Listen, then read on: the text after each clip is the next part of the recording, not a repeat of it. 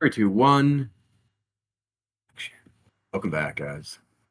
Another week after our first drop on YouTube, which I thought felt pretty good.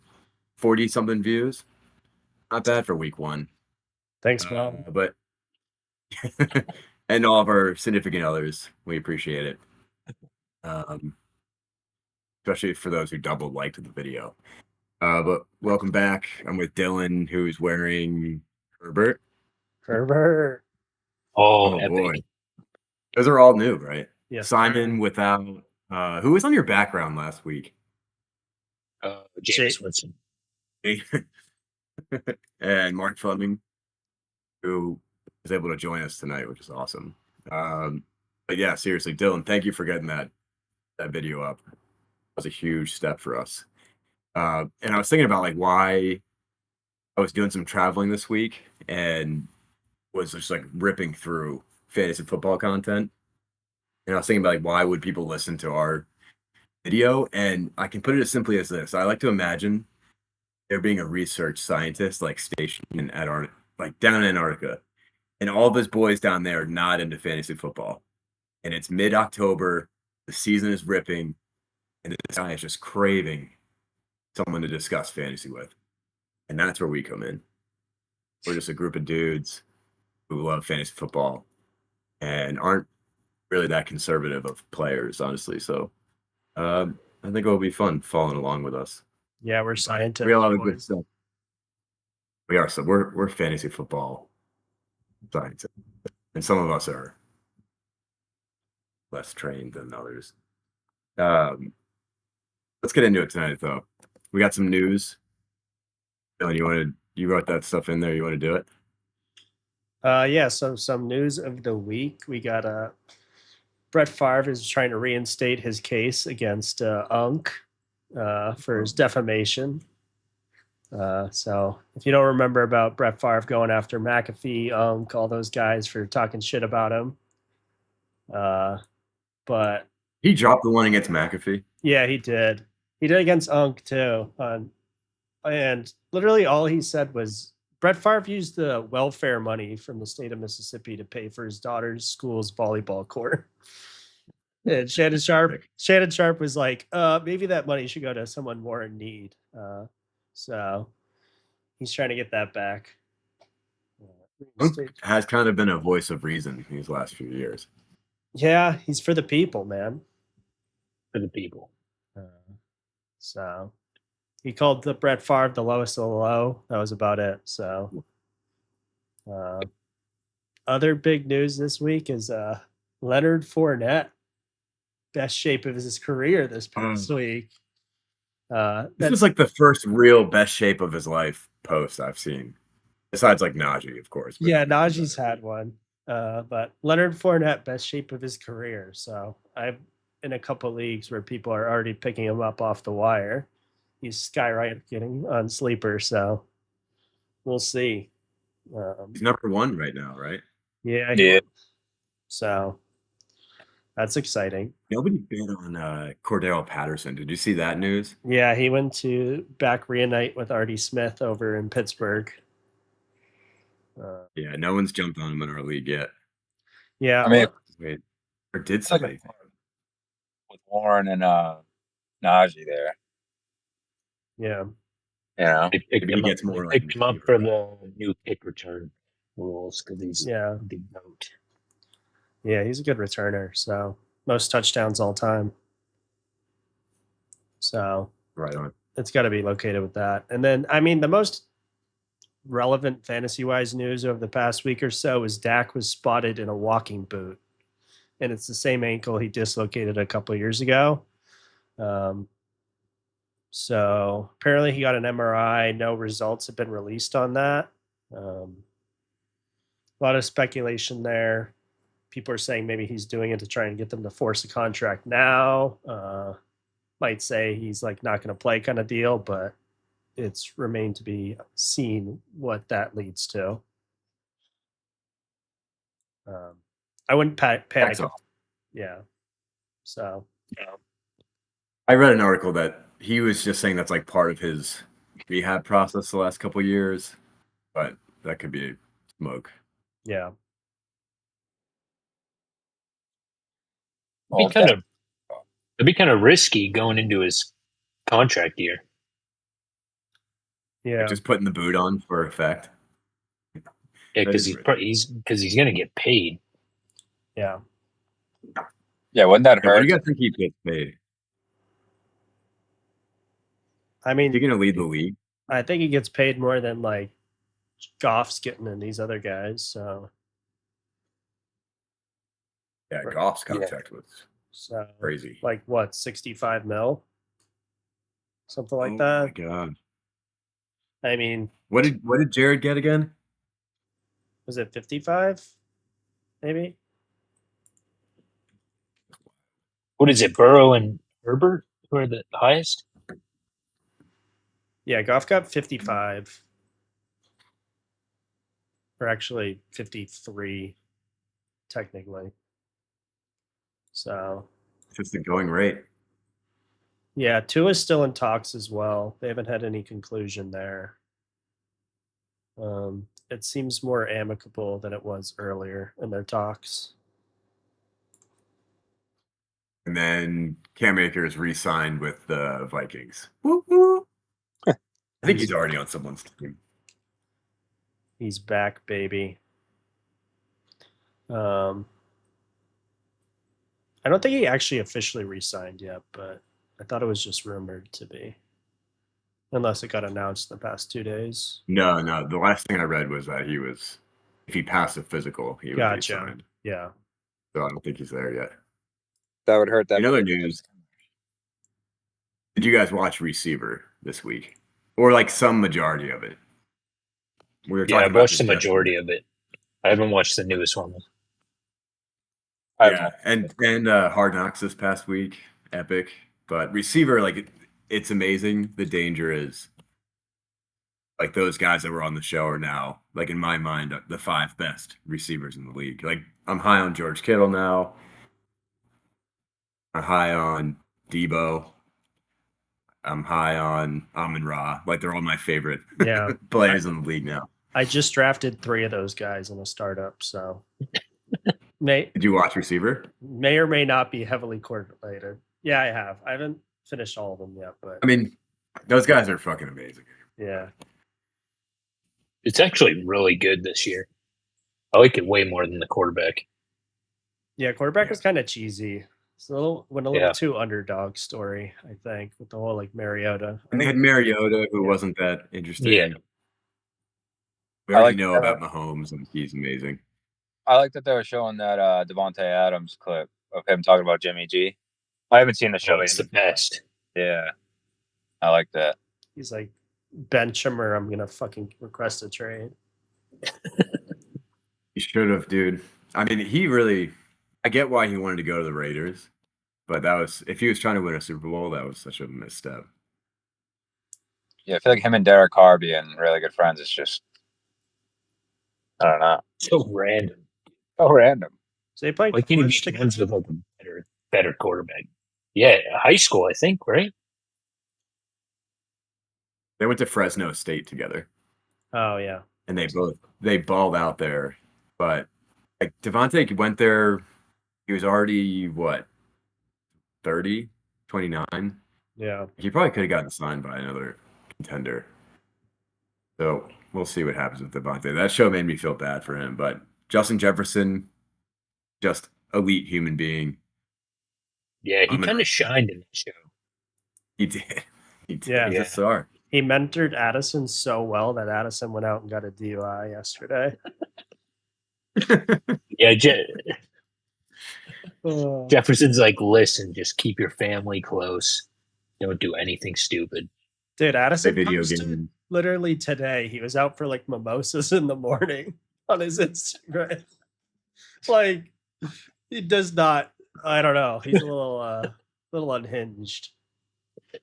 Uh-oh. Maybe he needs some help. We have a place for him. Yeah. I mean, he's probably what 23 years old. It's perfect. 22. Yeah. He's 22. He's a youngie. Wow, he's perfect. Perfect demographic. Yeah.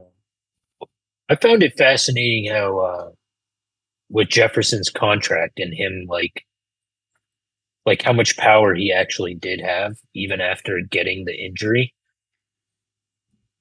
Yeah. Like they kind of like hinted at it that it was going to be that it was like horrible timing. But the fact that he still got that done is just, I don't know. That's pretty crazy to me. Yeah. Worst possible case scenario that you would think would happen during a contract year, and he was still fine. Yeah. You see the best wide receiver ever when it's all said and done. It's gotta be If he legit. plays for 25 years, Yeah. that's what he has to do to catch Jerry. So Literally. yeah, yeah. So Yeah. it's at least 20. Jerry Rice has like crazy longevity. There's only 2 players with receptions after the age of 40. It's Jerry Rice and I think Tom Brady. And I think Brett Favre has 1 catch for like -3 yards as well. It's a lot. Yeah, Jerry's career is insane if you don't. It's like You have to be untouchable. patient when putting titles on wide receivers because I mean, like look at Antonio Brown. He had like a 6-year stretch, and everyone thought he was going to continue that, and then it pretty much ended right after that. Yeah, these guys like after if they're super lucky and elite, they get 10 years, and then it's just like a fall off. Like Diggs last year was in year 10. Devontae this Yep. year we'll find out. It's really difficult. Jerry Rice, man. Look at guys like Frank Gore too. He's like 3rd all time rushing, and he's Frank just Gore, dude. stayed healthy every single year. Yeah. Frank Gore's a beast. Yeah. That's a good segue into our next topic, which Dylan put on here. This was so cool to see. Really brought me back down memory lane. So like they have the show Receiver. That's because the NFL is all about receivers. And then we're talking about Frank Gore, and he's like kind of one of these guys. So Dylan, do you want to get into this? Because this was a really good topic, and it is definitely relatable to fantasy this year. Yeah. So there's a little bit blast from the past right here is comparing 1,200 plus yard rushers from 2023 to 2003. So a 20-year difference. And this past season, we had one guy, CMC. He had over 1,200 yards. He finished with 1,459. And then you go back to 2003, and we had 14 running backs that had 1,200 yards. I'm not going to go over everyone's numbers, but Jamal Lewis put up over 2,000 yards in that season. He was the Ravens running back, absolute dog. Amon Green, LT, Deuce McAllister, Clinton Portis, Fred Taylor, Stephen Davis, Sean Alexander, Priest Holmes, Ricky Williams, Travis Henry, Curtis Martin, Edrin James, and Tiki Barber all had over 1,200 yards. God, those names, man. Yeah. So on that list, CMC would have finished 7th overall as well. So they weren't just barely over 1,200 yards. 6 of the guys were over 15. So Crazy. So it's just crazy to see how the games changed looking back. In terms of carries as well, someone had 387 carries that year. Yeah. Whereas last year, Ricky had 392. yeah. And for perspective, this past year, Derrick Henry had the most with 280. And yeah, no one had more than 300 carries this past season. That begs the question: do you guys think the product has gone down or has gotten better? Like the NFL game, you mean? I think it's gotten better. I think I'd say better, right? For sure. I'm a little indifferent. I think it's just different. I don't know if it's necessarily better. Do you think fans like passing? Yeah, it's definitely more exciting in that fashion. Kind of moved away from the whole 11-man offense, 11-man defense, like you versus your guy a little bit, it feels like. Yeah, there is something cool about watching like Ricky Williams or Jamal Lewis just slice and dice and get 30 carries, but it definitely isn't as exciting. Yeah. It's definitely But with fantasy, and I think we kind of touched on this last week, but is the RB dead zone like still real? So you have Derrick Henry at the top with 280 yards or CMC, and then the guys that are like 10th, 12th in volume that are being drafted in the 4th or 5th round. Are those guys like a viable selection this year than in years past? Because the volume isn't that different for the RB9 or the RB16.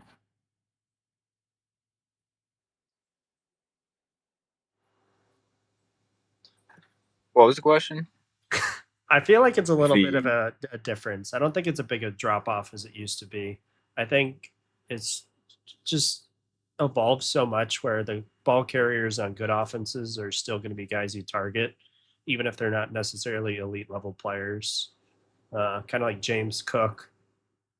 I think Right. Ramondre, I'm thinking of. Rashad White, like they're not necessarily elite talents, but they're normally in that dead zone range of guys. So And I kind of feel I would kind of be fine with like one of those guys as my RB1. yeah.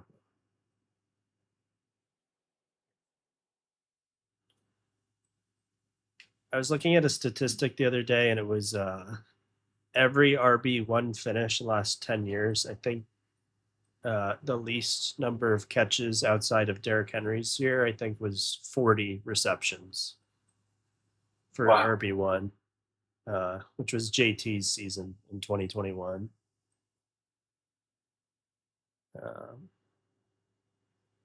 JT is such a beast. So, and I don't think there's anyone really in the Derrick Henry category anymore these days coming out of college. I mean, it could happen. We could see a guy, but right now, it's not the case. Jonathan Brooks. Even I like mean, the just in terms of like sheer size and size, style, the whole thing. this one. It's like even the guys that you think are a little bit bigger, like Marshawn Lloyd was getting hyped for looking big, and it's like, no, he's just a receiving back who's quick and Yeah. he's decent size, but he's nowhere near. He's a whole 5 inches and 30 pounds lighter. I also don't think running backs currently like get the same patience as they used to. Whereas like someone like Dalvin Cook, well, he's not a great example because he's on the smaller Le'Veon side, Bell. yeah, like if they would just give him more years, like Edgerrin James, like had some down years in the middle of his career, and they were just like, he's our franchise running back. Yeah. He's gonna have a season where he rushes under 4 yards a carry and like whatever. Now a guy does that, and they immediately are cut. Yeah. I mean, it's starting at the college level. They're not developing these running backs to be what they used to be. Guys, unfortunately, I got to step away. I got a dinner reservation. But you guys Where are you going? use Saco for some You soup. suck. You want me to drop my hot take and then you guys can discuss? Oh yeah. Oh, yeah, we're moving into this one. All right. So my hot take, I want to do the hot take this week, and I'm just gonna drop it, lay it out there, no explanation, nothing. I think Curtis Samuel will be the wide receiver one in Buffalo, and I think he'll finish under top 20 in the league. Nice. Okay. That's just what I'm saying. You know what I'm saying? Now I'm gonna drop you guys with that little nugget. You guys be well. Continue to be great, and I'll see you guys later. All right. See you, Mark. Hey, bro. Have a good See ya, one. Mark. Yeah. I mean, I don't hate. It's a hot take that I don't really hate. Could be. Yeah. I wonder if Mark has Curtis Samuel on any of his teams. Curtis Samuel What's is his highest finish? 30 something. He broke 700 yards once in his career. So He's Hollywood Brown. yeah. I looked at this the other day. I think in 7 seasons, he hit 830 yards one year. And other than that, he's never broken 700 yards. Oh, he my goes this God, one he's so too. bad. He's been in the league for 7 years. Yeah, he is. Yes. Not Just got old. yeah. So I mean, wide receiver 1 there will be Alton Kincaid Yeah. and Keon. But I, go ahead, sorry. I was hyped about Keon before the draft, but my hype is starting to build up even more. Yeah. I don't know. I don't have anything to back it. Like he has so much to work on to become like an actual wide receiver 1, especially on the Bills. Like they're going to be contenders every year. I feel like Yeah. as long as Josh Allen's there, and Like, he's great he's pretty raw in terms of talent. Yeah, I think people are just getting excited because he got drafted so early, but I think he's much more Yeah. similar to AD Mitchell's profile than he is Malik Neighbors or Rome Odunze or Marvin Harrison Jr. Like I would agree with that. Yeah. just because he was picked early does not mean he's going to be ready to go. He's related to CD Lamb, so that gives him a lot of hype. But He doesn't have a large body of work either. Yeah. I mean, that FSU offense was pretty. It's kind of hard to judge players on that. yeah, so we'll see. And then he had what 1 year at Michigan State. Yeah. Yeah, I don't think he really played much though. Yeah. Yeah. All right, not bad. I mean, other than P.I., like Curtis Samuel, I guess will be starting. Shakir. Yeah. We'll You see. got what, Claypool? Claypool's doing nothing, dude. Yeah, no. Probably Absolutely not even nothing. gonna start. What happened to Chase Claypool? Is that an attitude problem, or is he just not that good? Who I just think it's attitude. a really good rookie Yeah. attitude? He was I think probably, he's big. I mean, he's a total specimen athletically. He's very similar, like stature wise, to Megatron. He's a little bit shorter, but not by much. A little bit slower, but I mean, Megatron was a freak, and Claypool's not far off. So I imagine Claypool never really had a try. And then once he had a try, it just didn't He's go from well. Canada. Yeah. Oh, that's a good take. Yeah. I could Like- see that being the reason. Like some of these elite guys, they never have to learn how to get better. They can just dominate.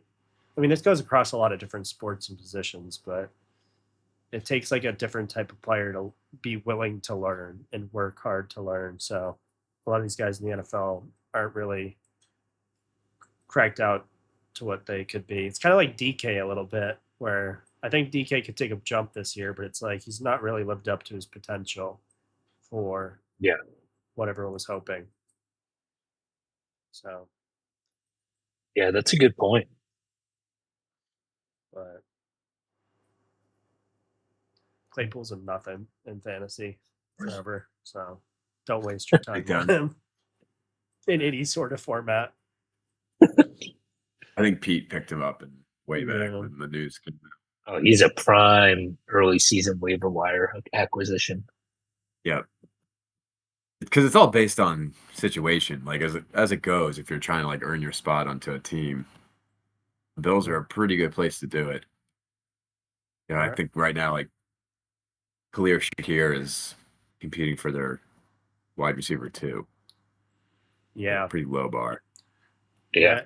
His first game reception yards over under betting wise is 26.5. So maybe not even wide receiver 2. Wide receiver Coach 4. Shakir? Yeah. Khalil? I had the chance to trade him. Yeah. I backed out. We'll have to circle back. The main topic this week is more redraft material. We're talking about players that we love at their ADP and players that we're starting to back away from. I think it's important to point out though, like the guys that we're fading, we don't think are going to suck, but like they're being drafted a little bit too high, and in some cases, a few guys who are being drafted like way too high. Oh, you did put him in there, Dylan. I knew it. You had a good breakdown of this guy a couple weeks ago. Yeah, Let's get into it. I got more facts on him to make you even hate him. You did. Yeah. You already Ooh, I like buried that. him. Yeah, we're gonna You bury buried him him. a little bit more on today's episode. So But let's get into some lover boys. Lover boy. I have Jaden Daniels, and it's pretty simple. He has rushing upside. I like that Cliff Kingsbury's offense has had successful like dual threat guys in the past who were really young. I don't think this helps like the receivers for the Commanders. I think that Jaden Daniels is like totally capable of 20 passing touchdowns, probably a lot of picks, but another 600 to 700 yards on the ground. And I think that more than justifies like I would probably reach for this guy a little bit in the rounds leading up to it because I'm sure many other guys like see this in him. But there's been a lot of rookie or like second year, first time starting quarterbacks in the past who statistically and like maybe in real life football didn't play great, but in fantasy they were awesome. Jalen Hurts, Justin Fields, Kyler Murray, even his rookie year, like didn't put up elite numbers, but he had that dual threat ability, which I mean is fantasy gold. Yeah, yeah, it'll be.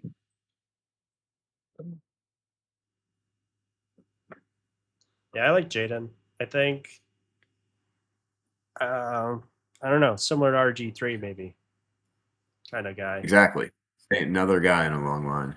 So I don't like him long term, but 10th round, like that's already your second, third bench player in redraft formats usually. So yeah, I like that. And It's then gonna be all his up to upside his is like composure outside the pocket Yeah, I think there's because gonna be he's gonna be scrambling a lot. I mean, that's like arguably the worst offensive line in the league. yeah, I think there's a lot of pressure on the coaches there and the team to do well. So I think they're gonna try to get a lot of pieces already. I mean, they have been this whole offseason, but I think there's a lot of pressure to perform there this year. So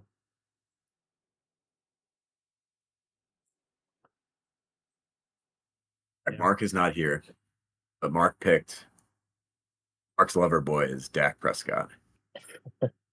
ADP 75 overall. 6th round or so. And yeah, I like that. I mean,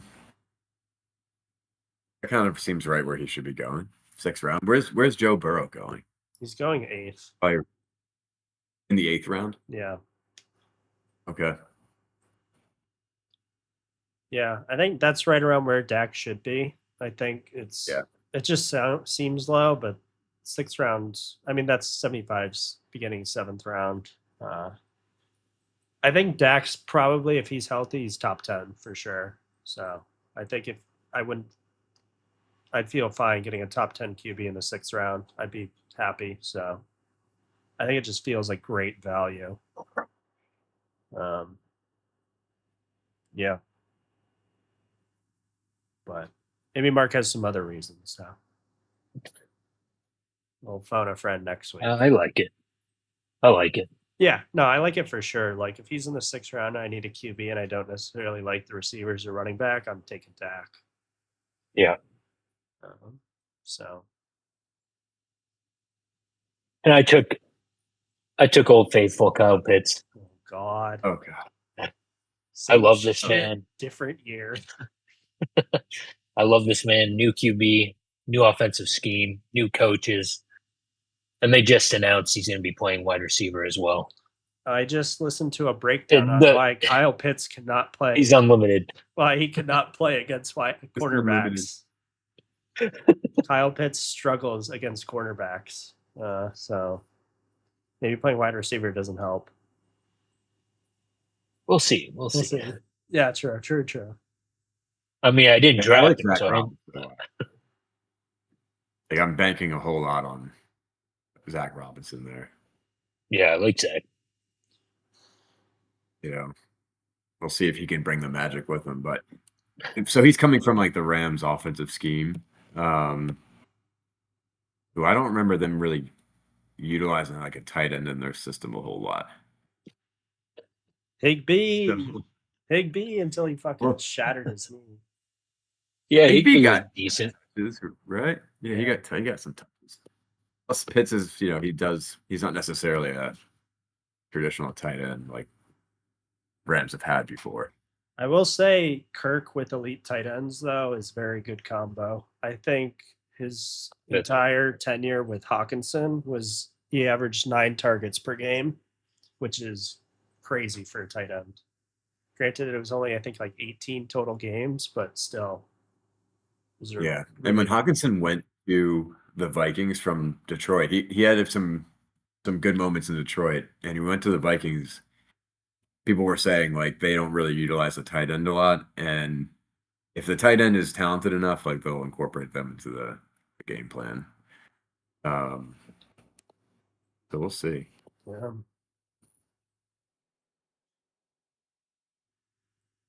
All right, Dylan. All right, so I got the I like this one. all right, the third QB of Lover Boys right here of who we love at their current draft position is being drafted at 139th overall is Matt Stafford. So you can get him at the end of the 12th round right now, which is ranked roughly QB 19 overall. Last year he missed 2 games, but on his 15-game pace, he would have finished 5 yards behind Tua for the passing yards lead in the league. Just to put into context, going into last year, Rams O-line was expected to be dog shit, but they brought in a couple guys. They drafted a couple guys, and they finished in the top half of PFF grades, which is great. And they're only going to get better with the young core there. And then in terms of weapons, I mean, Kyron last year really exploded. Puka exploded. Cooper Kupp's going to have a full, healthy offseason, which he hasn't had in, I think, 4 years. And last time he had it, he got the Triple Crown. So the weapons are looking great. And then another thing I really like for Matt Stafford, which is not great NFL wise, but Aaron Donald retired. And I think that's going to take a large hit on their defense. So they might have a little bit harder time on D, letting up more points, which leads to the offense needing to be more productive. So I think at 139 overall, that's the QB I want. If I can take a QB at 139, Dude, I'd take him as my first QB if I got to wait that amount of time. exactly. I mean, was thinking that too. last year he finished, I think he was 14th in points per game overall as QBs. So I think you expect that to go up a little bit. I mean, Kyron had insane goal line touches last year, and Cup was out. So if you put Cup back in the picture, maybe Kyron doesn't get nearly as many goal line touchdowns. Yep. You could be all the way up to QB 6, 7, 8 very easily. Like not a big stretch there. So yeah. If I'm a Puka owner, I'm a little concerned about Cooper Kupp coming back. Yeah, I think Cup's going to have a huge year. I think for Redraft, yeah, but I wouldn't worry in Dynasty, Puka. No. I think Puka's so good. Yeah. He's also been training the whole offseason with Cooper Kupp. With Cooper Kupp. Oh yeah. Yeah, that's starting the morning after the Super Bowl at 6 a.m. So Gene. I think they're both going to be freaks this year. Yeah. That's a layup of a choice. Have you seen those videos of Puka and Cup doing drills together? And Cup is just light years ahead of him. His footwork and stuff. Yeah. I love a good It's actually insane. Yeah, Cooper Kupp is still really good. Yeah. East. And I think it's just going to accelerate Puka so much. Yeah. And I imagine you guys wouldn't actually wait all the way to get Stafford. You'd probably draft a quarterback prior to that, right? Yeah, most likely. I mean, if you're looking at a low-end QB1, that's not very enticing, right? in a 12-man league. You don't want a QB 12. Obviously, you get the worst starter every week. But Yeah. I don't think it's a bad. I mean, if there's someone you love in every single round over the QBs that are available, then potentially. I mean, you could reach on him much earlier than the 12th round as well. I mean, I could see taking him in like the 9th round at like pick 104. I don't think that's too egregious of a reach if you want a quarterback, especially with and get some of these guys in the like 5th, 6th, 7th rounds. Yeah. So I can't imagine waiting that long though for a QB. Yeah, you always get tempted. You can go into it thinking you're going to wait that long, but once you see the QBs flying off the board here, Yeah. you I get mean, tempted into taking one. yeah, the Which thing makes this completely risk-free. Yeah, the thing I've always learned more so over the years is like you can go in with like a strategy, but you just can't really like have a concrete strategy you stick to in the draft. Like if you're like, oh, I am gonna draft Matt Stafford before his ADP in the 11th round, like that's just and like you stick to that. Like first off, that's a terrible fucking strategy. But it's like you don't know how the draft board's gonna go in relation to that, so you Yeah. just can't make predictions. It's the same with the whole like, oh, if you're gonna go hero RB, like don't take an RB that's there just because it's the best one there if you don't believe in them. So it's like if you're gonna go like Gibbs, who's the RB4 as your hero RB, like maybe that's not as strong as if you got the first overall pick and you get like Bijan Yeah. kind of deal. Yeah, So that's a it's good like point. you need to adjust your strategy to how your league is valuing players. It's like we mentioned this before, but the one league we were in last year, there was 9 QBs picked in the first 50 picks. So you can't just ride the train and jump there. There's other value players being picked in between that shouldn't be falling as much as they do. Yeah, best value available makes a lot more sense because you can always just like trade for the guys Yeah. that you want afterwards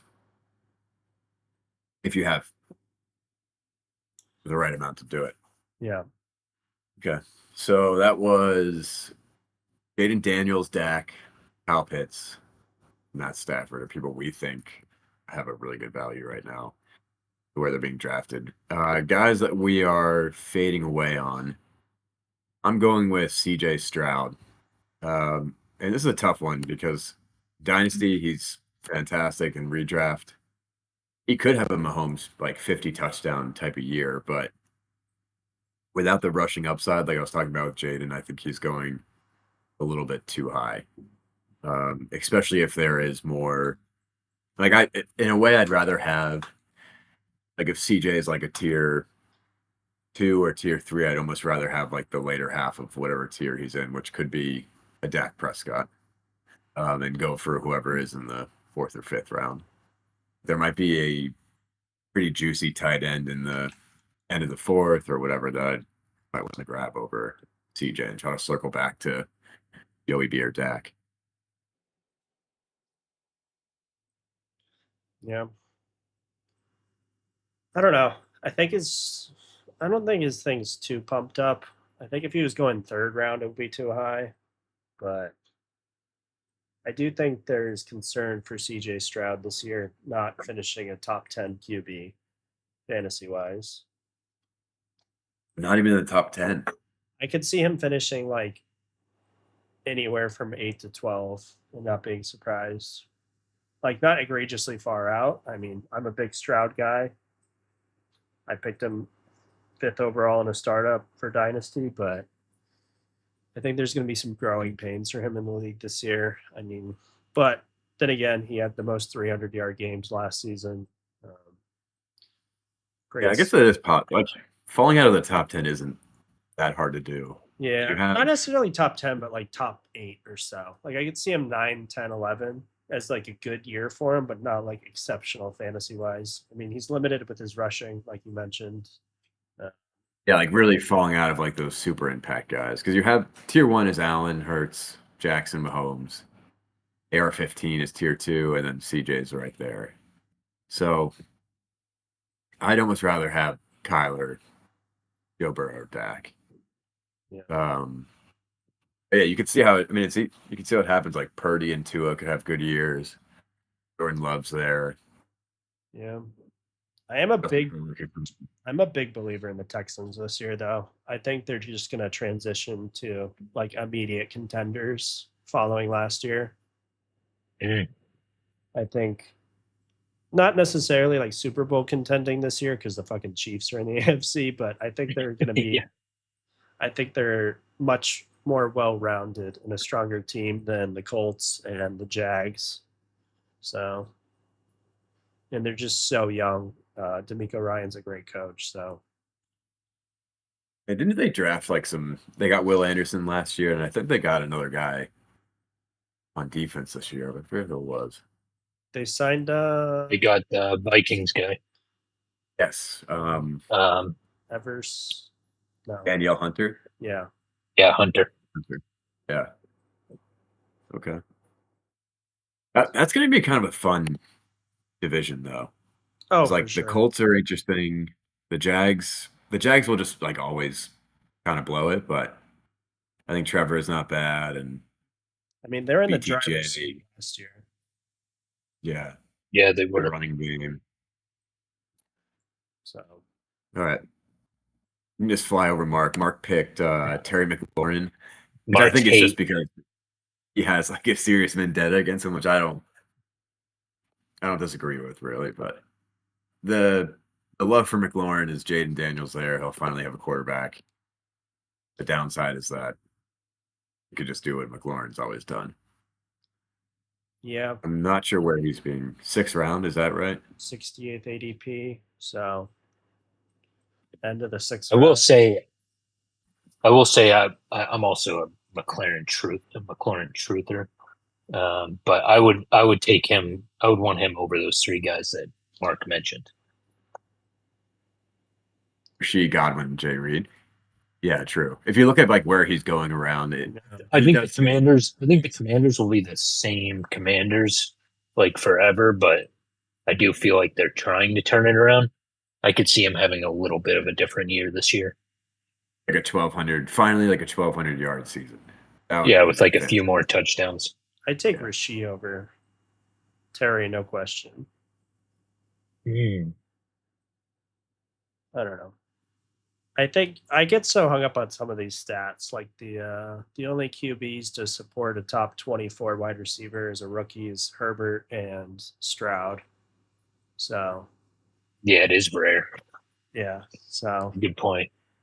I mean Keenan Allen and then Nico Collins, the only guys with a rookie quarterback ever. So I don't think Jaden Daniels really instills me as a good enough passer to be in the same category as those guys. Yeah. So, but who knows? I mean, Terry was so good in college, and he's shown flashes of just being so skilled, but he's been absolutely dog shitted by the Redskins. Yeah. So, Yeah, it's kind of brutal.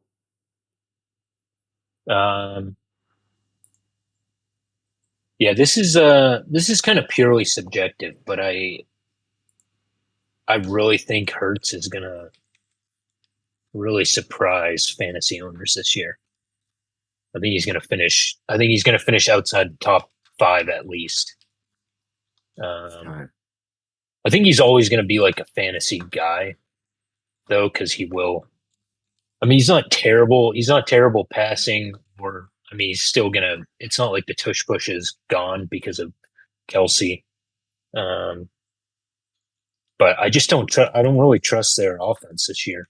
I don't like Kellen Moore. So again, it's like all subjective. I don't know. Kellen Moore with like his run game has never like impressed me that much. And I don't think AJ Brown's going to have a huge year. So I just think Jalen Hurts is going to take a hit. I also do think he's just like consistently gotten more hobbled. Yeah, I don't know. Like I said, it's all subjective, but he's so beat up. Like second half of the season, last couple of years. Yeah. I think they're still going to be nasty. Like I still think they're going to be a top 3 or 4 team, if not top 2 or whatever. But I don't think Jalen Hurts is going to be a lock for that 1 or 2 or 3 fantasy spot this year. Yeah, their Super Bowl season, I think, was probably like the best we're going to see Jalen Hurts, or their Super Bowl loss season. And like you said, like Saquon will take goal line touches away from Jalen Hurts. Yeah. That's just like definitely going to happen. Last season, Swift was back there. He didn't get a lot of goal line touches. They went with Hurts. I doubt that looks the same this year. Yeah.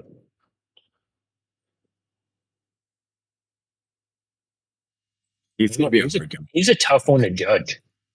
Yeah. Like imagine if you're in the draft and he's staring you down, and like it's hard to pass up. Yeah, in the last few years, guys that had him were pretty successful. Yeah. I think you're kind of right. Yeah, you can't just like predict the absolute fall off though. I feel like I'd still take him second QB off the board, maybe. I wouldn't feel as confident. Yeah, as I mean, Josh. I don't think it's a fall off. I just think it's like outside the top 5. Yeah, I think Josh, like I'm so confident in, is like even if his team's dog shit, like Josh is gonna be an absolute madman out there. Whereas with Jalen Hurts, quarterback. Yeah, style. like I don't think the Eagles are going to be bad by any means this year. Like, not saying that, but like I don't view Hurts the same way as Josh, right? Like I don't see him like just so. Josh just feels impenetrable. Yeah, like he hasn't had major injuries. Yeah. Every year, I think one of those hits is just going to like kill him, and then he just plays the whole year. Yeah, and then he does another Madden hurdle the next play. Yeah. Like, what would happen if you took away? I think Jalen scored 15 touchdowns last year. Yeah, I think they both Took had away 15. some of those. Yeah, that's a lot. And how many of them were from within this in the 5? I think most of them. Isn't that a stat? Isn't it like 12 or 14 of them? I think it was like over the past like 3 years. Hurts has 22 1-yard touchdown rushes, and the next highest is like 9 for like any position, not just QB. Yeah, it's crazy. But yeah, I still think they're going to be really good though. So I think that always bodes well. Yeah, you just like want a piece of it. Yeah, especially redraft wise. I'm taking Lamar over Hurts. Yeah. Yeah. You know? I don't know. Like he's like I don't know if I want to draft a QB that high this year. Yeah. Really, with this depth here that we're seeing with the Burrow going in 8th, Kyler around there, Herbert in the 10th. Like I don't know if I Jared Goff. Yeah. I don't think I really I feel like it goes back to Josh Allen. I think that's the only QB I'd take. He's like extra early. Yeah, he's getting I think it's like 22, 23, something like that right now. Which is very high. Yeah. Which is a nice segue. He's getting drafted 2 picks after our next guy here. Oh, La Pupa. Everyone's favorite tight end, Sam Laporta. Going before Josh Allen, by the way. That's insane. A tight end? Tight end before Josh Allen. All right, he's got an ADP of 20 right now. He scored 14.1 points per game last year on 10 TDs. No other tight end had more than 6, so big gap there. Basically, him versus the field, the only difference was he had 10 TDs. He had less points per game last year than both Kelsey and Hawkinson. Kelsey's ADP right now is 25. Hawkinson's is 105. Hawkinson did have that injury at the end of last year. So nobody really knows when he's going to be back. So that's why his ADP is so low. So, and then he had 0.5 points per game more than Evan Engram, who is now ADP 69, and Mark Andrews, who's 48. So, and we're talking redraft here, people. I think it's going to be trap. Yeah. For fantasy. So him and McBride. Yeah. So just a little comparison with Laporta versus Ingram, you could get Laporta and Terry McLaurin, or you could get Ingram and either Ayuk or Olave, whoever you prefer of those two. Yeah. So those are the same ADP wide receivers right now as Laporta. And then the big comparison here is everyone's always pointing back to Travis Kelce. He's put up monster tight end seasons. He's been drafted in the first round before. So if we go back to 2022, Kelce was getting drafted at 15th overall. And he was coming off a season of 16.4 points per game and 20.9 points per game in the previous 2 seasons. So having numbers like that propelled him all the way up to 15. So significantly higher than Laporta, who's only going 5 picks later. And in 2022, Travis Kelce finished as tight end 1, 18.6 points per game, 100 points higher than the tight end 2, which was 6 points per game. So if the second overall tight end in fantasy was 6 points per game. Yes, which was Hawkinson with 12.6. So if you expect Laporta to have a season like this, I think you can take him at 20 overall and feel happy, but I don't think there's any world where Laporta gets 6 points per game more than the second tight end. No. Or gets anywhere close to 21 points per game. Yeah. I mean, because the thing with Kelce always was it's like CMC last year where you have the gap of the positional advantage. Whereas Laporta last year finished tight end 1, but you didn't have an advantage there. There was no real, I mean, he had 2 points per game more than fucking Cole Kmet last year. So it's like it's not that big of a gap. So going to take him where you could take Josh with the same exact pick, who actually gives you a positional advantage. I think last year Josh had 2 or 3 points per game more than Jalen, who was second, right? Something like around that. So I don't know. I think Laporta is going to go down as like one of the worst picks in recent memory. I still like him as a player a lot. I like him on that offense, but like at this value, it's absolutely insane. Yep. I could see him like having regression this year and score. What happens if he puts up 800 yards and like 6 touchdowns? Yeah, he'd be back significantly. So and he wasn't the one that led red zone targets last year, right? Ferguson. Who was the tight end? Ferguson. So yeah, Laporta had a crazy conversion rate. I think it was 6 red zone touches on 10 catches with 15 targets. So obviously it's good to see those numbers, but in terms of sustainability, it is not a thing. No. So yeah, the second round in redraft has some suspect guys in there. Feels like a risky round. Yeah, it is.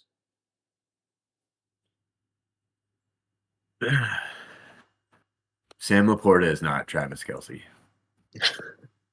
I need to remember that because I like Laporta too, but like you said, it's all his ADP. It's so wild. Yeah. I'd rather wait for Ingram. I added some honorable mention lover boys on here that we can quickly discuss. Obviously, Justin Herbert.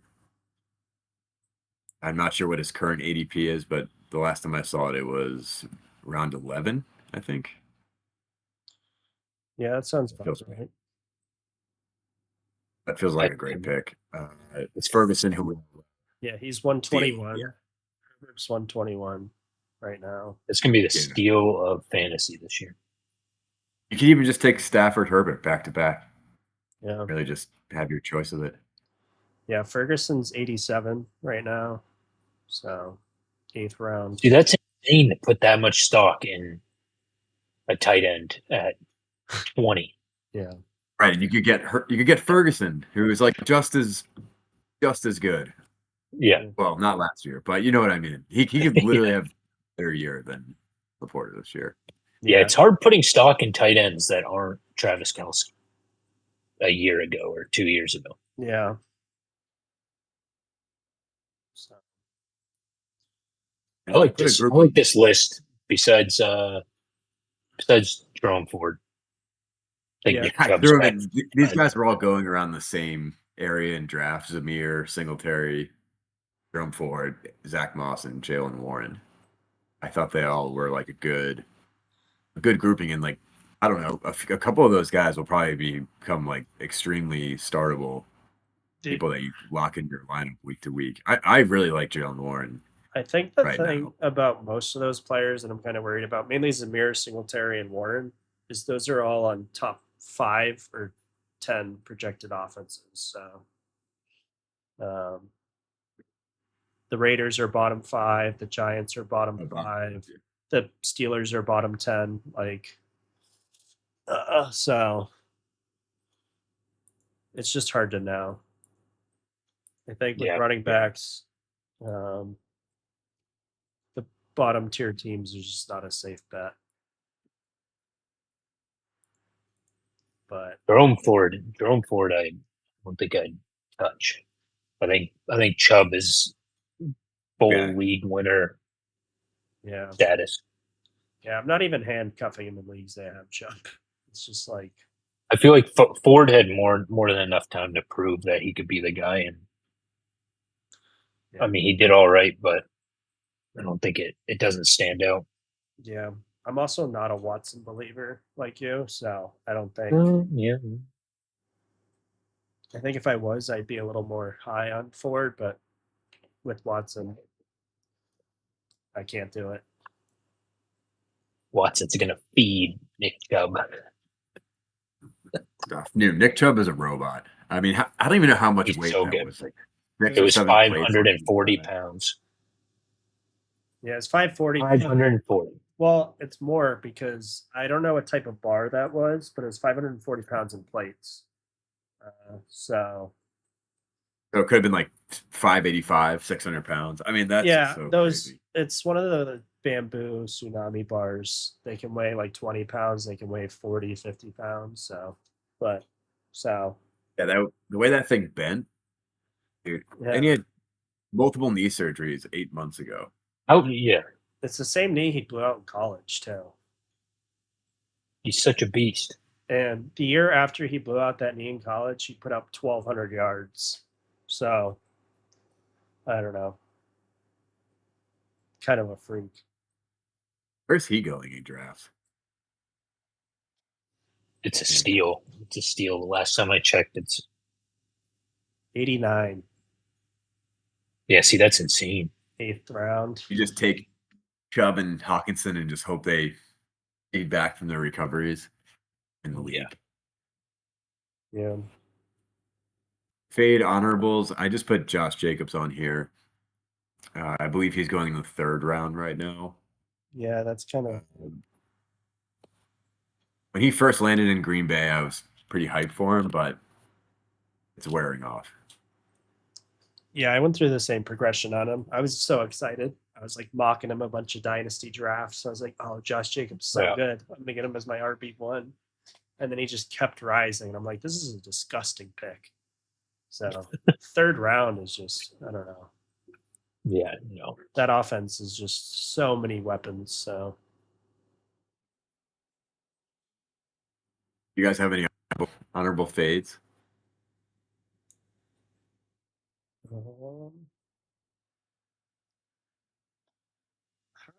Christian Kirk. The BKJ true.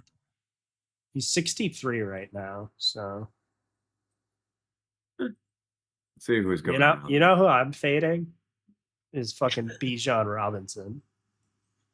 Oh, I'm getting Bijan 7th overall right now. I am not a Bijan believer. Are you worried about the offense, or is it Bijan? What'd you say, Dan? Are you worried about the offense in general, or like literally Bijan? I think a little bit more so the offense, but a little bit of both. I think Bijan had an all right year last year. He had a lot of great moments, but I just don't have enough faith in that offense to be an RB1 producing offense. I feel like they're buying into this whole like we're saying Bijan CMC thing a little bit too much. Oh yeah. It's just like you don't want that. You want him to be Bijan. Like even if you're going to use him similarly, it's just like I feel like whenever these teams try to imitate these other elite teams, it just never goes well. It's just a flash in the pan. So I think Bijan's good. I think he's going to have a good year. I don't think he's going to have a year that warrants him being the second running back drafted. Yeah, like so, top 3. Yeah, You like Brees Hall over him? yeah, I do. Yeah. I think Brees had a much better year last year with a much worse team.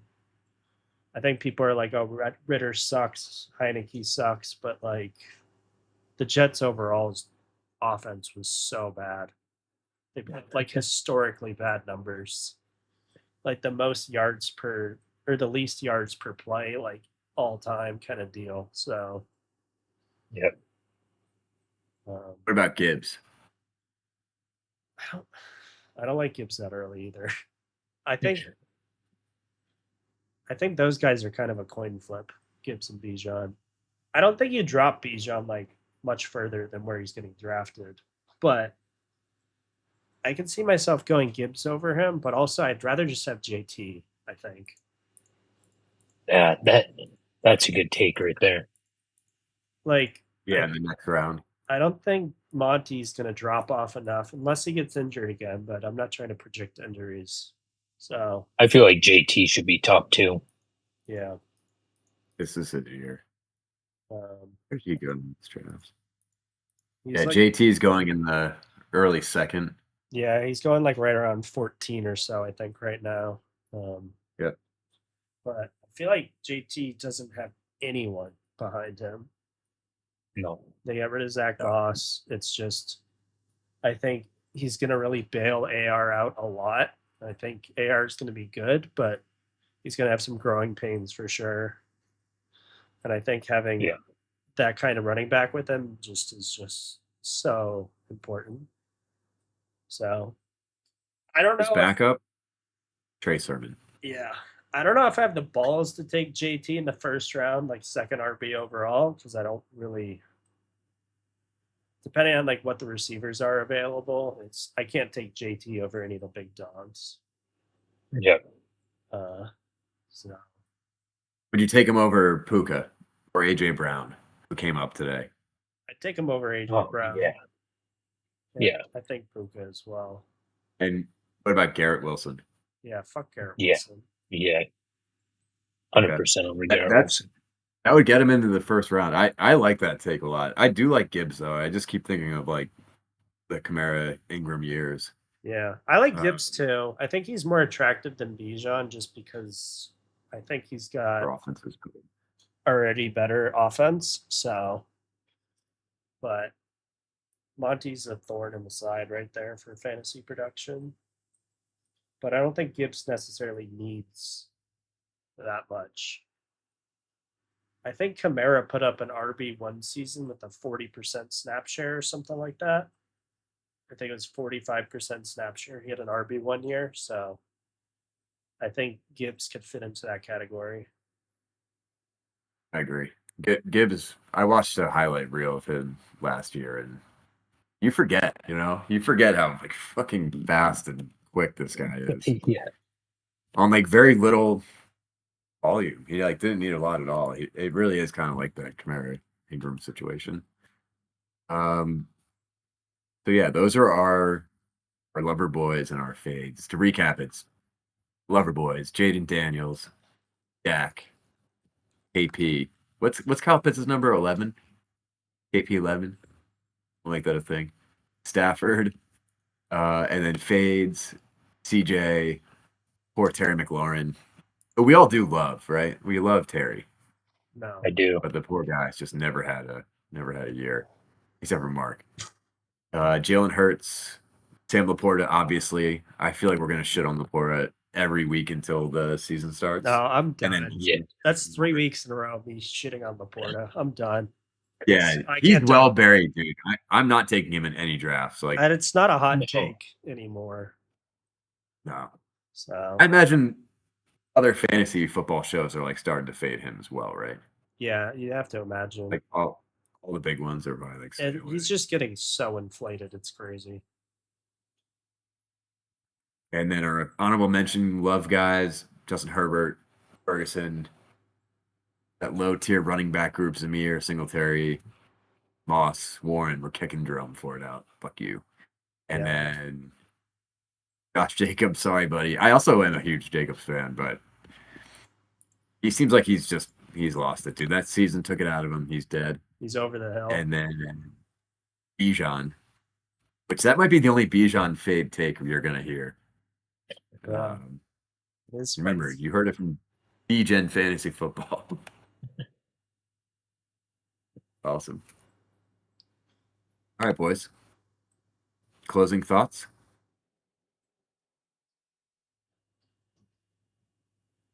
Let the trades fly. Yeah, we got to get some action back in our dynasty league. So Yeah, dead, man. get It's some- dead right now. It's good though. It kind of just the time went by quickly. Yeah, we got 50 Before we know it, games, it'll be.